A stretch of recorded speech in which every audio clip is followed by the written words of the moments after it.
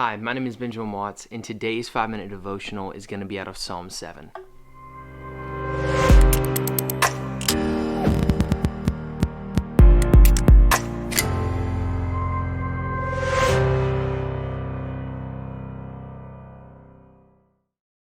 Text reads, Lord my God, I take refuge in you. Save and deliver me from all who pursue me, or they will tear me apart like a lion, and rip me to pieces with no one to rescue me.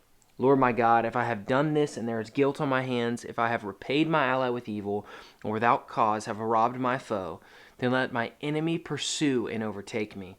Let him trample my life to the ground and make me sleep in the dust. Arise, Lord, in anger. Rise up against the rage of my enemies. Awake, my God. Decree justice. Let the assembled peoples gather around you, while you sit enthroned over them on high. Let the Lord judge the peoples. Vindicate me, Lord, according to my righteousness, according to my integrity, O Most High. Bring to an end the violence of the wicked, and make the righteous secure, you righteous God, who probes minds and hearts. My shield is God Most High, who saves the upright in heart. God is a righteous judge, a God who displays his wrath every day. If he does not relent, he will sharpen his sword. He will bend and string his bow. He has prepared his deadly weapons. He makes ready his flaming arrows. Whoever is pregnant with evil conceives trouble and gives birth to delusion. Whoever digs a hole and scoops it out falls into the pit they have made. The trouble they cause recoils them. Their violence comes down on their own heads. I will give thanks to the Lord because of his righteousness. I will sing the praises of his name, the Lord Most High. Well, I have two titles today. First, Don't Hold Back, and then I'll get to a section called Let It Go. But first, I kind of asked myself as I read this, when is the last time I begged? And I know we talked about prayer earlier in the Psalms, but when is the last time we begged? And is there something holding you back from that moment of pleading to God? I think we've all had moments where we kind of have like this secondary plan in case God fails. And that can come in many different forms. That could be we're afraid that he's going to take away the things that we desire of the world.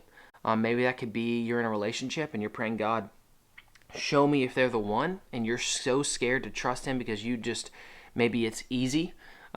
Maybe it's financially. You don't want God to stretch you. You're about to say, God, take me where you need to take me in ministry or life or whatever vocation you're in, and you're afraid, man, what if he takes me here? I don't really want to go here. And so we kind of have these parameters and these guardrails on our lives when really God's the one that's supposed to be directing us and turning us.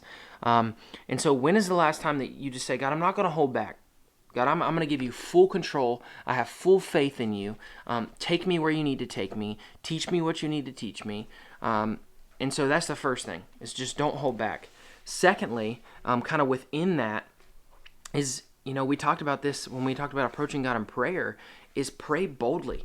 David knows that he is in the right within this chapter. I mean, he straight up says, Lord my God, if I have done this and there is guilt on my hands, if I have repaid my ally with evil, or without cause have robbed my foe, then let my enemy pursue and overtake me. So maybe it's the fact that you're in the wrong. Maybe it's the fact you're living day to day in that repeat of sin, and that's what's holding you back. And so I challenge you today that if there's something you need to repent of, then bring that to God. Renew your mind.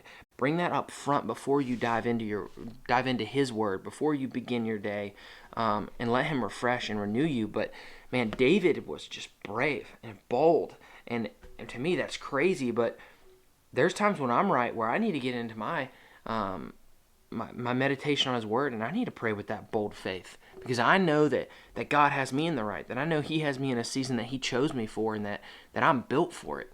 And so don't hold back and pray boldly. And then lastly, let it go. And this has to do with just, sometimes I feel like we build up this anger, we build up this just craziness and wickedness within inside our hearts. And what I got here in Psalm 7 is it begins to go through kind of how all the Psalms do, is that we have this issue and then we see this resolve. And what kind of hit me this morning is that David wasn't the one fighting the enemies or taking them down. It says he has prepared his deadly weapons. He makes ready his flaming arrows. In the verse before that, he says, my shield is God Most High, not himself. He's not fighting his enemies. Who saves the upright in heart. God is righteous judge and displays his wrath every day. If he does not relent, he will sharpen his sword. Not, God, hand me a sword, I want to behead my enemies. But so maybe for us, we need to not let vengeance into our own hands. We need to let God conquer our enemies. And for a lot of us, that's hard because we walk through a really heavy season and we get to the end, and the last thing we want to do is just let it go and say, there you go, God. But sometimes we need to. It's not always our job to win the argument. It's not always our job to have the best answer or to say, I told you so. And so those are my two things today. Don't hold back. Pray with boldness and faithfulness that God will conquer whatever he's doing in your life. And secondly, let it go. And maybe that could be that you need to pray boldly to God to say, God, I need your courage to let this go. And it could be a small argument. It could be a relationship that you're in that is just not healthy. It could be a job that you've been battling. God, I need to let this go and pursue the calling you have in my heart. And so I challenge you today to don't hold back, pray boldly, and let it go.